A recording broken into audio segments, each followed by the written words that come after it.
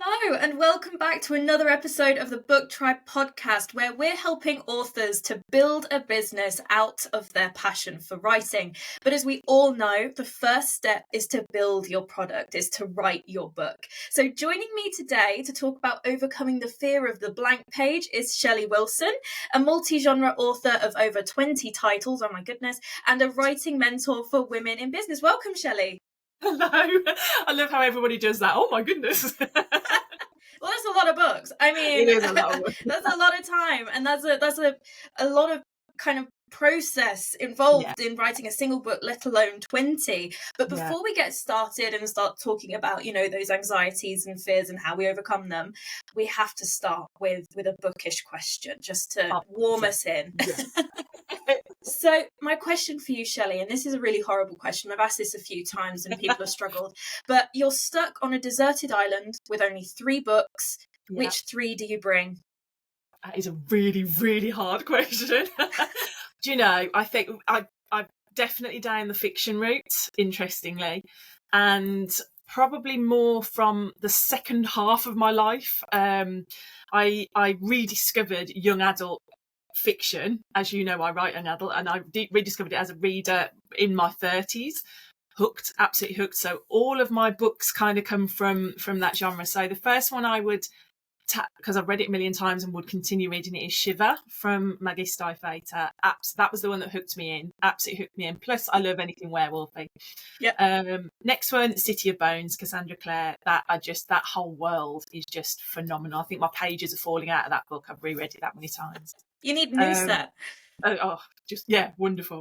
And then the third, Sky in the Deep, I think, and that's Adrian Young. Oh my God, absolutely wonderful. So all of the things that I love, and that, I can escape into those worlds of fantasy, werewolves and Vikings. I am so on the same page. It was actually, it was paranormal romance that got me into reading again. And it was Rhiannon Bird and her Blood Runners series that got me into it. And I recommend it all the time because I mean, it is a really well-written series and I definitely really enjoyed it. And sometimes you almost have that loyalty of like, this is the book that got me into it, So. Yeah, it is. It's that, you always come back to it, don't you? It's like, it's the warm hug. Hug. Absolutely. Well, thank you, Shelley. It's great to hear your recommendations and surprisingly fiction, because as you say, you've worked a lot in kind of the non-fiction area. And I wonder if actually we could start with, what led you into being a writer's coach, because you've written, but what led you to being in that position? I think, am I allowed to say that I accidentally started my business? No, that tends to be the way it works. Isn't it? I started, so I worked in holistic health for many years. I ran a holistic spa, which I absolutely adored. And when I had to close that through illness, I started going to women in business meetings and networking and starting to get to know people in my local community. But I went as an author, so I'd take my books along and I'd wave them around, a bit like show and tell. And afterwards, everyone would come up to me with the same 2 questions. How did you start? And how did you publish? And of course, me being me, I was like, right, I'd give you a 10-point plan. This is how I did it. And it was a business coach who said to me, you can charge for that information, And I was like, don't be so ridiculous. I'm not a professional. I haven't got a qualification, all the things that are rammed into your brain when you're a kid. And she was like, you have value. You have something, skills, you've written X amount of books. You've been there, done that, and you can show other people. And it was just this light bulb moment of, really? And so I kind of tentatively started saying, I can help you with that. And it just blew up, absolutely blew up. And oh my goodness, I love it. I absolutely love it. Predominantly work with ladies who are writing non-fiction, but I do have a couple of fiction writers as well in the mix. Yeah. And I love that, it kind of stemmed from connecting and networking with women in your area and identifying, what challenges they were facing, and how you could help them to overcome those challenges. And so we're really interested actually in that holistic health piece, because we're talking about the beginning of this journey of writing a book. How do you think that helped in kind of addressing the challenges that authors face in that first step? It's funny because the clients that used to come to me for holistic treatments had the same challenges, fears, doubts, self-esteem issues as my writing mentor clients. It's like different industry, same problems. And maybe it's a female thing, I don't know, because I only work with women. I don't know how men cope with this at all, which is an interesting thing to think about, really. But it's the same things. And with the non-fiction writers, a lot of them have been running their businesses for like 20 years, and then they're going to turn their knowledge into a book, and they will come to me and go, I don't know what I'm doing. I don't know. Everyone's going to think I'm a fraud. And I'm like, you know your business inside out. You know, look at all the hundreds of people you've helped. But those bubbling little thoughts will come up and just sideswipe people. And I used to get it an awful lot in the holistic stuff. And I mean, that might have just been life challenges. You know, I'm feeling lost. I'm feeling like I'm not being pushed, or I don't have no focus. I can't do anything. I'm always procrastinating, which is a big one for writers. Yeah. So yeah, there's so much overlap. And I think what I was able to do was pull all my years of training from holistics into the book writing world and help people and kind of say, well, have you tried this? Have you tried that strategy? What about this tool? And it really, yeah, it was nice to know that part of my life wasn't just shut the door and move on. It was something I could still bring into this world. And I love that.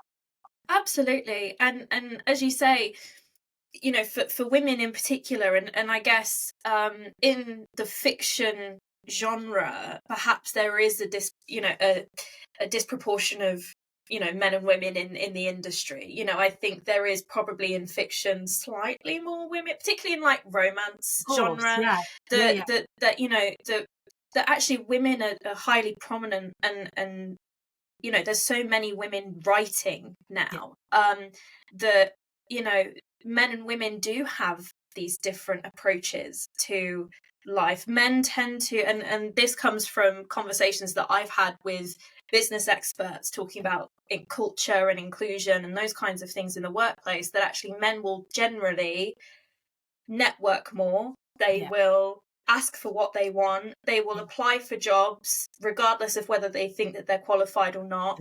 Whereas with women, that we do have these, you know, we have a stronger sense of, well, if I don't feel I'm qualified, I'm not going to apply. Exactly. And I guess that applies, as you say, in this same instance of, and also, you know, with the scenario that you're talking about, you know, with women in business, they already have business, they already have a community. So really, there's two parts to that, which is that the book is an extension of their business, and secondly, that what was the second point I was going to say? I can't remember. But they no, that was it. Is that they almost have a kind of a launch pad already that they can start from. They've already got an audience. And with fiction authors, it's kind of almost the other way round. But that's not to say that the processes aren't the same, that you can't do the same things.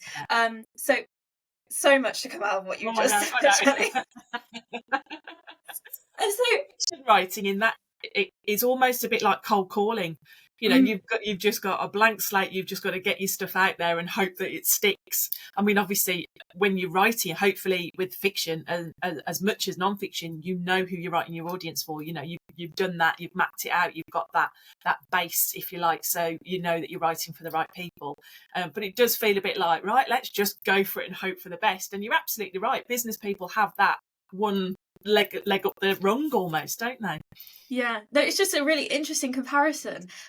So when it comes to authors starting a new project, now it doesn't necessarily have to be like new authors, but just like people who are starting a new project, what do you see as like one of the biggest challenges that they face at that part of their journey? I think there's two main ones that come up with me a lot, and that's time and mindset. So, and they're kind of very, very interwoven as well. So the mindset thing is all the things we've just spoken about, though. The overthinking, oh my goodness, people overthink so much. And so that's a kind of it stops them almost, because they'll think up all the excuses why they can't start that project, instead of looking for the action they can take to make it happen. And the time one, that's a really interesting one for me, because I hear people say, haven't got time to write a book. Which I get, because it's a huge thing. But then they might talk about something, I've rewatched Game of Thrones 14 times. And I'm like, so you have got time, but you've chosen to sit and rewatch a show over and over and over, rather than actually doing something. So there's something else there underneath time, and that's just the excuse that you're using. And I think there is a way. If you want something badly enough, you will find the time. You will make it work. I'm a huge believer in that, and that's what I do. So I teach that way. I'm like, if you really want to get this written, I can't do it for you. You've got to sit your bum in the chair and do the work. Yeah, absolutely. And I think, initially, it still comes back to that mindset, doesn't it? It's like, if you feel like you really like this is something that you really want, then you have to put yourself in the mindset of, this is achievable, that I can do it, because then that makes the time that you commit feel like it's time well spent, because I feel that a lot of the time, this is with business people as well as with writers, that there's this holdback of, if I don't give it my all and it fails, then that's okay. But if I give my all and it fails, then I'm just a failure. Yeah, exactly. No, there is no such thing as failure. I think anything you write can be reused, can be repurposed, can be just a spark of an idea for something else. I think this is why I love writing prompts, and that's probably one of my biggest tools that I teach people to break through those barriers. But I had a fabulous conversation with one of my clients yesterday on her one-to-one call, and she actually said to me, she goes, do you know, I've heard you say that I can't write it for you, I've got to do the work 100 times. She says, and I thought you were joking. She says, now it's clicked. I've realised that everything you've been telling me and teaching me has been kind of a jigsaw piece and put together. She says, and now I'm not off and running, and she's going on holiday. She's excited. She's taking her work with her. She's going to write this book while she's away. And it made me chuckle in a way, because I was like, no, I do joke a lot. I have that kind of sick humour, but no, I really do mean it. Yeah, and I think we've probably already touched on this a little bit, but why do you think authors have that hold back, that they have that fear of the blank page? I think that, again, now this is almost like if you want to write a book, you almost have to go to counselling, because there'll be something in your childhood, in whatever it might be, throwaway comments, stuff you might not even register that actually happened, that is stopping you. And 9 times out of 10, it's your school reports. Doesn't do well, talks too much, isn't concentrating. All of my school reports said that, all of them. I talk too much, definitely, and I'm like, well, now I speak at conferences and events, so that was actually good training. Yeah. But I do. I mean, Mum and Dad moved house, and they gave me all my old sort of childhood stuff, and I thought, this is going to be fun, reading through my school reports, and I was mortified, because they were all could do better. And I remember thinking, do you know, actually, I'm not academic at all, but I am very creative. So I was doing my best to my best, but not to an academic best, obviously. But that really does affect your mindset, doesn't it? Because you end up, like, however many years later, thinking, I'm not good enough. I can't. Even my English teacher said I could do better. And I was like, you were the only teacher I loved. I mean, my school reports were fabulous. I was an academic, and still am an academic. Yeah, so my school reports were like conscientious student. Yeah, but anyway, we're not here to talk about school reports and boasting. So, and I guess, this is this a universal experience, do you think, or do certain types of writers suffer more from this, or is it just new writers, or does everyone kind of have this moment? I've had probably a similar conversation with every single person I've worked with, whether that's on just a day workshop, my one-to-one clients, my group programs, in varying degrees of severity. So some people, they'll say, I'm struggling with this. I'll say, try this, and they're off and running. Easy. But others, it's a repetitive question that I keep right, okay, we'll try lots and lots of different things to help you. So I think it does affect everybody, and me included. I'm working on editing at the moment, book 21, and the thing I send my editor every single time is, well, this is a pile of let's see what we can do with it. Every time. And it's like, why do you keep doing that? It's going to come out brilliant at the end because you're going to work together on it and make it the best it can be.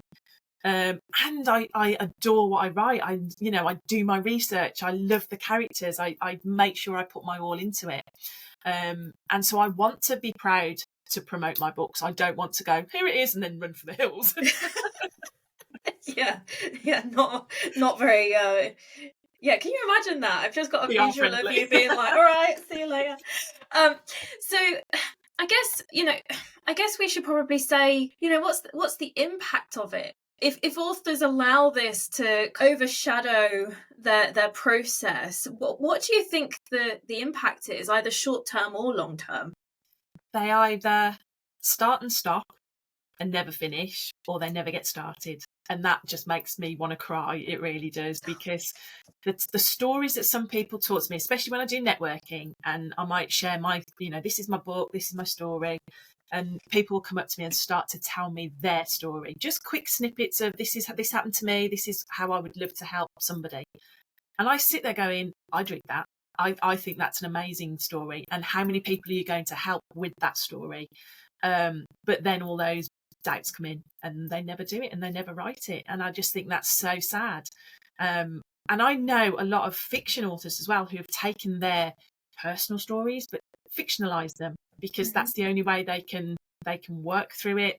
And I've done that I've been through some horrific stuff that I've turned into scenes in my fiction novels. And it's really cathartic to actually write that down, but it be werewolves rather than you. It's just really helpful. And so, I want everyone who has always had this burning desire to write, to actually just put it down on paper. And the joy of it is just amazing. It really is.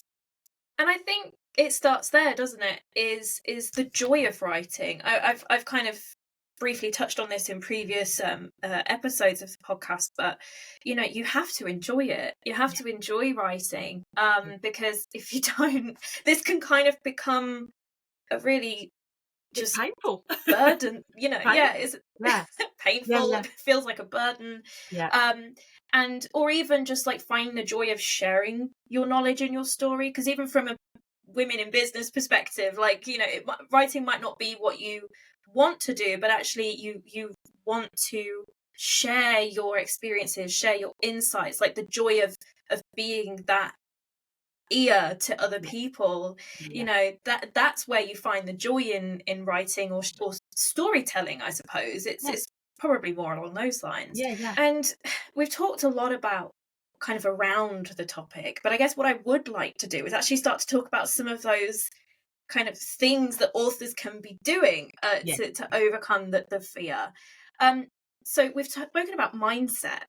So from your experience, how can writers shift their mindset from fearing kind of this first draft to embracing it as an opportunity to maybe explore or be creative? How do they shift that mindset? I think there's a few things you can do and a few things I'd suggest, definitely. I've mentioned writing prompts already, and that I adore, because one, they're for you. You don't have to publish this. You don't have to put that out there and be visible and vulnerable. So a writing prompt is I'm just going to write for 5 minutes about that. And it's a bit like going to the gym. You wouldn't warm up or run without warming up first. You have to do that. So this is how you warm up your brain. You do a writing prompt. And one of the favourites is, what can you see out your window? What can you hear out of your window? What can you smell? Who's out there? just write about what you see. I share a writing prompt every Wednesday in my Facebook group. And this week's actually was about going back to school, and it got a lot of people thinking, right, actually I've got so many memories of going back to school. So it sparks your ideas, and I think once you've got that spark, you want to write, you're more inclined to write. Procrastination is huge. It's absolutely huge. I have a most amazing lady who was on my group program who messaged me to say she'd counted every blade of grass because in her garden, because she just didn't want to write.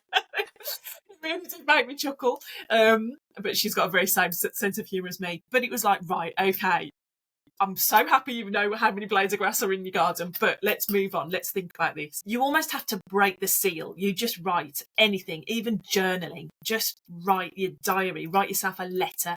Just break through that fear of that blank page and write. On one of my workshops once, one of the questions that I got was really interesting, and it was about new notebooks. Now, I love a new notebook, but a lot of new writers will buy themselves a new notebook, and then they'll say to me, it's on the shelf because I can't bear to write in case I mess it up in that first page. And my answer was, turn to the second page and start writing. So every time you open it, you've still got that crisp new page, and then you can make as much mess as you want. And everyone was like, oh my God, that's genius. Right, okay, I'm going to do that. Or get a file of facts. Get a file of facts so you can take pages in and out. It's easier. Yeah. Love that. Yeah. But yeah, it's finding different ways. Environment. Where are you writing? Move. Go somewhere else. Take your laptop with you if you can. Go to a coffee shop. That white noise can sometimes be really motivating. I write my non-fiction here at my desk, no problem. But my fiction, I can't write in the same space. So I have to go out. I have to go to a cafe, or I have to go into my camper van and drive somewhere and sit by water and do something else. So where you write can also have a big impact on your mindset. What else is there? Well, just on that point, it's just like they say, don't work on your laptop on your bed, because, mindset wise, your bed is the place where you sleep, and you need somewhere that's separate to do your work. If you are doing that, you're kind of cross contaminating. You're saying like, if you're in your bed, you're working, or if you're working, you're tired, so there's a cross contamination there. And as you say, like, for me, I struggle to do anything creative in my office, which is really bizarre because it's supposed to be where I work. Yeah. And I'm a marketer, but it's really bizarre because it feels work, like admin. Like, that's how I feel about my desk. Yeah. No, I get that. I can literally move to the kitchen table, which is just the next room along, and be in a totally different headspace. Mm-hmm. And I think it's trial and error sometimes, just finding out what you're doing. Community is another one, because writing is very solo. You're on your own until you get to work with an editor right at the end of the process. It's all in your head. You're talking to characters in your head. You might be sat on the bus having a conversation with yourself. It's all very you. So having other writers, talking to other writers, whether that's a writing group in your local community or a Facebook group, whatever it might be, it makes you feel or realise, so it's not just me that struggles with this. Oh, okay, other people are having this. This is a great idea. What do you do? What do I do? And so, back to that networking, that community feel again. It's really impactful knowing other people are experiencing what you're experiencing. And read. Oh my goodness, you can't be a writer if you don't read. It's so even that can be that I'm reading this. Oh my goodness, it's wonderful. Now I want to go. I'm itching to go and write something. So lots of different little tools that you can use to just flip that mindset from that negative to a positive. And with my non-fiction writers, I always, and you can do this with fiction, I'll always say, who's that one person that you want to help? Who's that one client you want to help? Think about them, because they need you. They need your answers. They need you to help them. And sometimes we are quite empathic, aren't we? People, we want to give, we want to help, and that can be enough to go, oh gosh, yes, she really needs me, even if it's a made-up person. But it does work for fiction because you're entertaining. And for me, my fiction's all young adult, so it's coming of age stuff, which is, there's no taboo there. You can write about anything. And so I think about young adults reading this, at the start of their journey when I wished I could have read something about a 16-year-old finding their confidence. Oh my goodness, wouldn't that have been wonderful? I know. What does that look like? Exactly. But I guess, exactly what you're saying, it's such an important point to understand why you're writing. And that is a constant throughout your journey, through the writing process, through the publishing process, through the marketing process, and how you build your business. Everything revolves around that. Like that's the starting point, is why you're writing and what do you want your audience to take away. As a fiction author, what's the emotion you want to feel, your audience to feel when they've finished the book, or at certain points.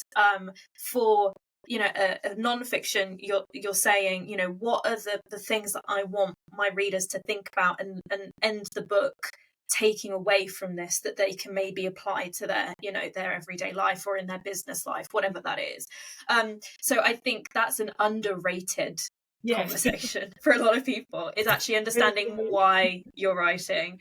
And I just wondered, actually, around the accountability piece, because for me, just as a kind of a slightly off-topic discussion, in my day-to-day, for years I was like, right, I want to lose weight, I want to get fit, and I've struggled for years to have that consistency, and to actually, get the results that I want to see. And recently, I think it was about 2 months ago now, I actually I had a personal coach. I got a personal coach, and that for me is not because I didn't understand what he was asking me to do. 3 workouts a week, 6,000 steps a day, and these are the meals, these are your meal options. This is the limit of how much you're allowed to eat. And to be honest with you, I don't think it's nothing I've not done before, but actually having that person. So we have weekly check-ins. He always checks in with me as well halfway through the week, just to say how's things going, just on WhatsApp or something. But he then goes through my check-in form that I fill out and says, yeah, looks great. Okay, maybe we could improve this here. Maybe we could switch this up. Just having someone else to be accountable to is also something that maybe authors should consider. And maybe that's, the role of people like you to do that. The accountability is huge. In my Facebook group, every Monday, I put a thread out that is add your word count. And a lot of people jump in, and that might be the only interaction they have with the group. But on a Monday, they'll come in and tell me what they've written that week. And that is their accountability. That's their check-in. They're publicly acknowledging, I've written, it might only be 200 words, but I've done 200 words, and I'm going to acknowledge that. And accountability is a huge. When I work with my one-to-one clients, we meet up every 2 weeks. It's right. What's your goal? What do you want to achieve in the next couple of weeks? It might be word count, it might be research, it might be whatever it is that they're at the point that they're at. I'll write their goals down so I know. They know I'm there if they struggle, and they do. They WhatsApp me, they email me, they do whatever they need to do if they need me. And then we catch up again. Right, have you done your goal? If it's a yes, brilliant, let's celebrate. What are you going to do next? If it's a no, then it's right, what can we do to help you? What sort of pulled the rug out from under you that you couldn't do this, and how are we going to help you? And it's a huge thing, absolutely huge, to have somebody in your corner. Again, it's that writing is such an insular thing.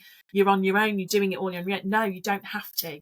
And this could literally be just a really good friend, or someone that just say, right, every week I am going to text you how many words I've written. You don't need to answer, I just need to do that. I think there's a statistic, something like, I think you're 95% more likely to finish if you've got an accountability partner. No, I mean, that's huge. That's huge. And for me, I learnt accountability through doing National Novel Writing Month in November. So I've done it for 9 years. And if anyone that doesn't know, you've got a process where you've got to write 50,000 words in 30 days, and you add your word count every single day, and you see it go up on a little graph, and it's all very exciting. You get stickers, and I love it. And the little rewards. And I'm there. But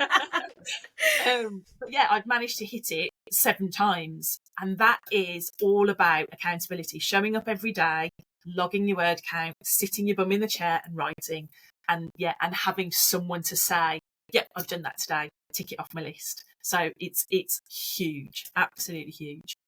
Yeah, and as I say, you know, with the personal coach, it works. I don't know why. Just having someone else to take the problem away from me a little bit. It's just like, you know, think then, do you? It's the overthinking again. It's the exactly as you've just said. You know what you're doing, you know how to do it, but you can't do it yourself. You can, but you're something stopping you. And so you just having that check in, that somebody else in your corner, it makes a massive difference. Yeah. And I guess, you know, with this, there's always like there's potential for like ongoing anxieties throughout the entire process. And do you have any kind of techniques or exercises or, you know, strategies that can help authors to, you know, maybe they've hit a writing block, not just at the, you know, the beginning stage of writing, but maybe they've hit a writing block during the process. Are there things that they can be doing to help alleviate that anxiety, get creative juices flowing, or does it go back to everything that we've already said? A lot of that, but also one of the things I try and get my clients to do is early on in the process is to tell their audience that they're writing a book. And this could be while we're still at the planning stage. They haven't even put pen to paper yet. But I'll say, go and tell 5 people that you're writing. And you can see the fear in their eyes. But it has to be done, because what I don't want them is to write this fabulous book, have it fully edited, professional, and it's all published and it's all wonderful, and then be terrified to tell anyone that they've done it, because it's just going to sit on a shelf somewhere. And that's not why they're writing the book. Again, back to that why. They want to help people. So early on, I always say, right, just tell somebody. And some of them will go full out social media, right? Oh my God, I'm announcing it to the world. I'm writing a book, and they'll get brilliant feedback. Other people might have to just tell their best friend on WhatsApp. You know, it's those different. And I have to gently nudge some clients to how to do that. But it's kind of that vulnerability and showing up. I think I've, over the years, it's been 10 years since I published my first book, and I think I've got tough skin now, but I've had to grow that myself over the years. And so for now, it's like, I've written a book, here you go, fabulous, let's all talk about it. And I don't bat an eyelid, even though some you know, still get those tummy churns and all the usual stuff that you would get. But I've kind of just, I love what I do, and I know I want to share it.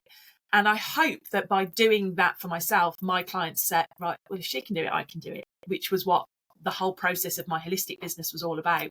You know, encouraging people to just step into their power and be themselves and love what they're doing. It's a lot of work to write a book, and you need to fulfill it and sell it and continue to sell it. You'll know this with marketing, PR, it's a marathon, it's not a sprint. It's forever. And you know, I'm currently in the process of doing my marketing leadership course, and actually, you know, you forget that the marketing kind of plays a continuous role. It's at the heart of your business. You know, if we're talking about writing as a business, marketing is at the heart of it, because it's basically about addressing the needs and requirements of your audience. That's what it is, and that manifests itself in multiple different ways. Marketing as a discipline isn't just, you know, the stuff that you see on social media and on websites and things, but, you know, it comes back to your business and what it is that you're trying to do. And actually, you know, when it comes to, if we're talking about nonfiction, which is a really interesting space for me because I live in that space as well as, you know, a business person, that, you know, LinkedIn as a tool is incredible. You know, these people who are writing business books, these women who are writing business books, already have a network. If they publish to LinkedIn, the engagement rates on LinkedIn, I tend to find, are really high. You know, people will like and comment, and they like to be engaged with people. And also, you know, the in-mail capabilities of LinkedIn is great to share things like that. There are tools that you can use, though LinkedIn tends to close them down after a while because they don't like it. But there are tools that you can use to like schedule in-mail through LinkedIn. So things like that to help you kind of share your, you know, those 5 people could be 50 people actually, exactly. You know, that you tell that you could write your book. And I guess the challenge for fiction authors is just that, you know, social media in terms of Instagram, TikTok, you know, it can be a bit more, your audience is a bit more invisible, but you still have the potential to reach 5 people with a post. Oh, absolutely. There's so many different ways you can do things now. I mean, like LinkedIn's a great example because you can actually take parts of your chapters and turn them into long form posts.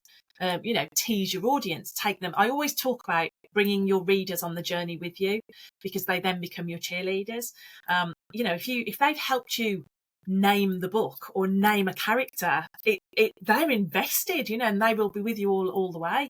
And I think that's really powerful. But on like things like your Instagram, your TikToks, all of those kind of things, it's pulling out those those pull quotes that just with a lovely image and the trending music and all the rest. So there's so much you can do just to drop in, this is my book, this is coming, this, you know, all of that. But again, it goes right way back to mindset and all those fears and challenges as to how people deal with putting themselves out there. And it's interesting. It's something that fascinates me. It really does. Yeah, no, and you're right. You know, the direction I was going in with that is that actually sometimes the fear of writing also comes from the fear of what people might think if you're writing. Yeah. So as you say, it kind of always goes back to that mindset piece, and then everything you do after that just kind of, you know, it's a continuation of that work. It's not something different. It's a continuation. And so, how important is it to understand, for authors to understand the value of feedback and the importance of kind of revising their work and potentially even having an editor go through it? A lot of so when my clients come to me, they've normally read one of my books, and one of their fears again will be, I can't write as well as you. I'm like, well, I'm not the best writer in the world. My grammar leaves a lot to be desired, which is why I have an editor. And they kind of like, oh, I'm like, what you see is not the first draft. It's like, there's draft 17, you know, there's so much more to it. And I think that a lot of people just think, oh, head, idea, write it down, publish it. No, there is so much more to it than that. And so getting feedback from people who are kind of in your community, other writers, brilliant, always helpful. Editors, invaluable. Like, oh my goodness, they are the unsung heroes. They know everything that you need to do. I give feedback to my clients, but they are fully aware that I'm not a professional editor. But what I tend to do is I've learned what my editor said to me, little bits of feedback. Oh, you overuse that word, or you can't use that phrase in that sentence, or you've just repeated yourself. It's stuff that you just do because you're pouring the words out. And I pick them up on other people's stuff, and that is down to my editor teaching me 100%.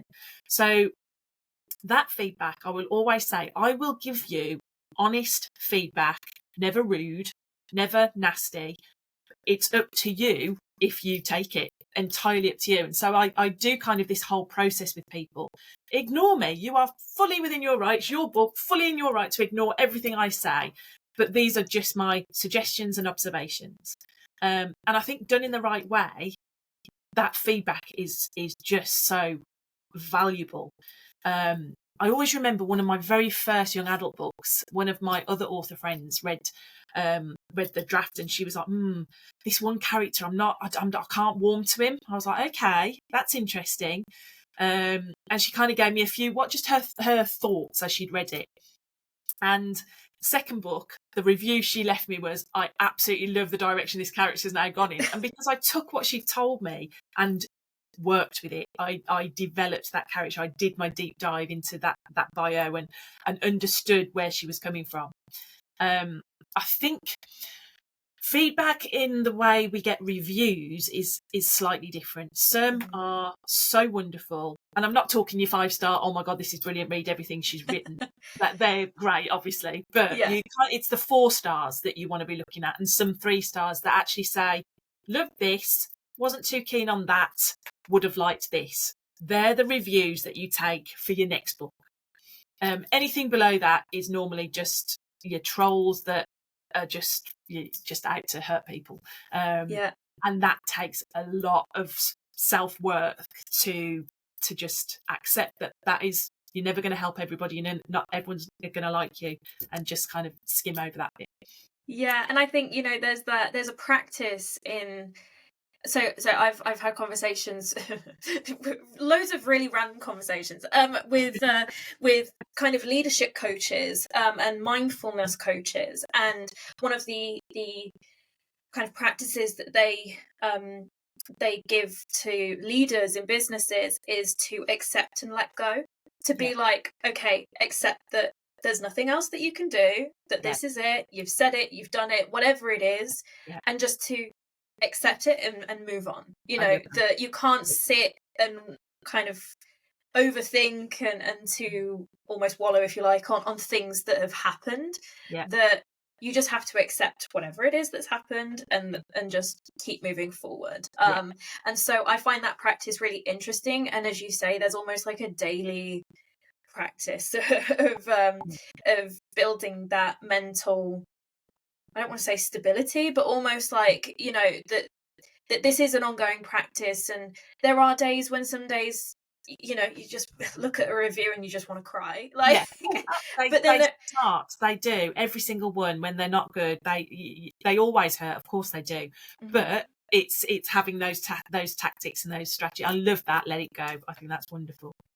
And so, how have you found personally, because obviously I guess the whole point around this is that you have to find what works for you and what, you know, what suits your lifestyle. You know, there's a lot of personal, individual, I'd say, there's a tailoring to this around your own kind of experiences and day to day. But from your own kind of personal experience, how do you find balancing, you know, your self-care and well-being with the demands of kind of writing? I'm quite lucky in I run my own business, so I set my own hours. So you know, if I'm not feeling it, I can do something different. Writing, I've got more ideas than I've got years left on the planet. I think that's what it is for me. So I'm always ready to jump into the next thing. As I said, I'm editing something at the moment. The minute that's gone over to the formatting and all the rest of it, I'll be jumping onto the next book, because that's how I work. I don't let the grass grow. I'm like straight onto the next project. But I travel a lot. So I've got a camper van. I love my camper van. He's called Snoopy. And and so me, my laptop, just the two of us, we're off. And that is my self-care, but it ties in. So I do a lot of research trips. I do a lot of what I call mini writing retreats. I'm heading up to the Lake District soon. I'll take my laptop, do loads of walking, just enjoy the beautiful surroundings and write or read or whatever comes to me. That is the biggest thing for me, that self-care. And I know not everyone's got a camper van, as people tell me, but just a walk in the woods, you know, just a trip to your local town to do something different, you know, find a lovely park, anything like that. Just getting outside is just so good for your mental health as well as your physical health. And I think once you connect to that and switch off all the social media and all the news and all the blah that goes on around you, it will let your creativity kind of bubble up and come out. But you have to fill yourself up with all those good things first. Yeah, and you know, that I find as well for my own process of, being, doing my job and, doing all of these other things around it, is that actually sometimes the days that I have the most ideas, or like, brain waves, and it's like, oh my God, why didn't I think of that before? Tends to be when I'm forcing myself not to work. It's bizarre. The day that I try not to work is the day where all the ideas come, and it's like, oh my goodness, why didn't I think of that before? And then it makes complete sense. So I completely get in the shower and you get a great idea, and I'm like, no pen. Yeah, just like hand out the shower. So Shelley, we're running out of time, but just for kind of the last question of today, I like to ask our guests if they have like one last piece of advice for our listeners. What would that be? So I'm going to ask you, do you have any last kind of lingering advice that you'd like to leave our audience with? I do, yeah. I think one of the things that I like to say, I talk about motivation a lot and action. So action doesn't require motivation. Motivation requires action. And I think that's what people forget sometimes. They think they need to be motivated to write, and they don't. They just need to sit their bum in the chair and write. Nice and simple. I love it. Well, Shelley, thank you so much for your time today. Now, we should mention that you've just started a program for anyone who wants to write non-fiction and needs help understanding their target audience, creating the book outline, building a workable writing routine, etc.